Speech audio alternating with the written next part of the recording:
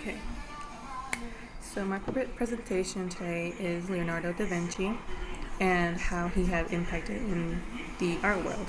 Me being a person who loves art, loves to draw anything that has to do with painting or anything, this has caught my attention, and so I decided to make a research of Leonardo da Vinci, which everyone knows. Who is Leonardo da Vinci?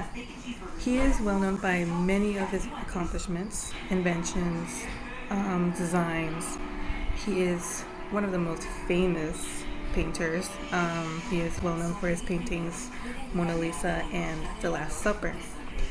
He is not also he's not only a painter, but he's an inventor, scientist, philosopher, many things.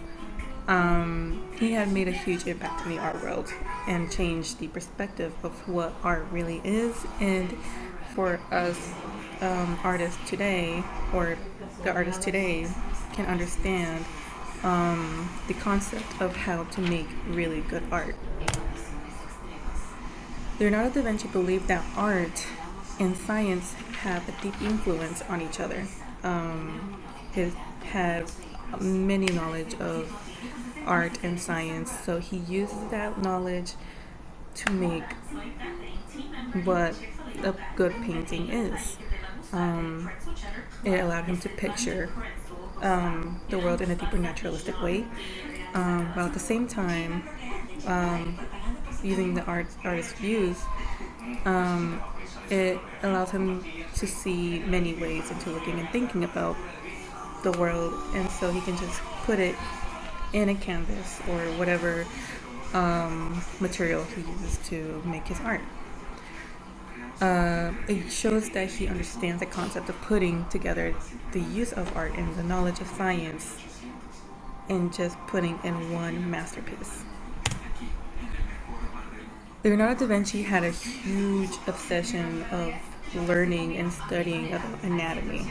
At a very young age, ever since then, it led him into drawing and painting the picture of what a human body would look like, which it shows in this picture.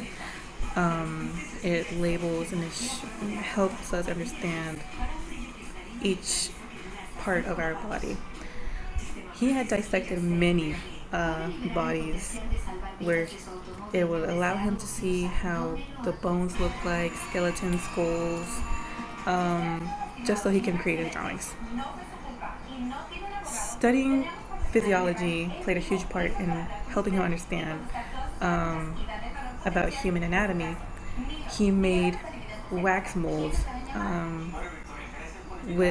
of the brain and the heart, so he can physically see each part of how each of those body parts function, which led him to creating the first sketches of the human organs. During Da Vinci's career, he included his learnings into one of his well-known drawings, one of them being the drawing of the Volturian man, which, like in the previous slide, it shows the proportion of the human body.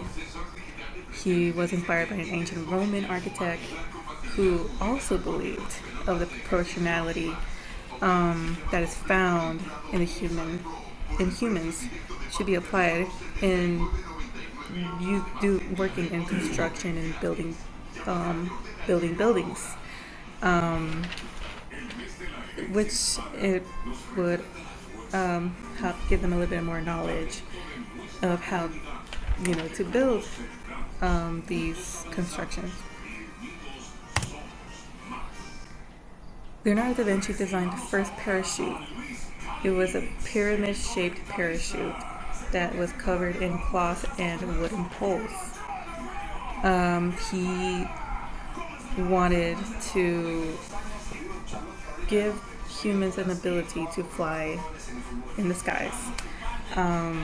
He tried and attempted to think of many ways to make that happen.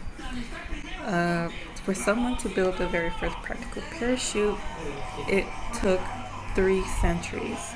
And once Da Vinci have designed how to make these parachutes, his designs came to present. It came to light. It was finally tested, and it worked. He has studied the anatomy of birds and bats to understand how to build like wings, if I can remember correctly, to see if he can build a wing for humans to use to see if we're able to fly. But he also studied how gravity works. So it mentioned that he didn't really go too much further in making that invention happen. Da Vinci had a greatest passion, which was military engineering. He had worked with many people, with many city leaders, patrons, in creating bridges, fortifications, and weapons. And this is very interesting because it seems pretty ironic, since he had developed many weapons that we all recognize today. I find it really ironic that he have wrote that he disliked war. He disliked anything violence, anything that deals with violence and everything, but he had made a series of deadly designs that includes the first machine gun. I don't know, it just seems pretty funny to me, but it's pretty cool. But again, he really dislikes war. He had also designed the armored vehicle, which includes tanks. It's a wagon, metal. The whole wagon is metal covered. It's a rotating. I'm pretty sure you can see. It's on a platform where you can rotate, and humans can maneuver it using their whole strength. And if I can remember, it needs like 8 people to be able to maneuver that wagon. So it's pretty interesting. I didn't really find any picture to see what it looks like in real life. But it's really interesting. Da Vinci have created many ideas and items that we use today, which one of them includes scissors. Now, he did not invent scissors, but he had designed it to be more functional, usable, actually. The art gave him the ability to design these items. So he can design them, so that's how we use these essentials nowadays. He had created the first usable scissors, portable bridges, diving suits, which is very interesting, and a machine to produce screws. And he had invented many other things. Da Vinci had also built the first odometer and anemometers, which is very interesting. But I find it really interesting how he invented diving suits. Never thought that, not invented, or he created and designed cat too. Leonardo da Vinci's technique and attention to detail had revolutionized the art world and set new standards for the future generations of artists. Like I mentioned before,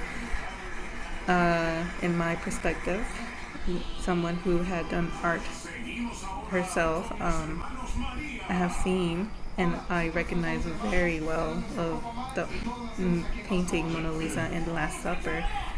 It's interesting to me how back then you really have to understand the concept of how to use colors, the proportion of how to draw the faces right, the anatomy to draw the body with the correct anatomy. Just everything is just a concept. It's like very interesting.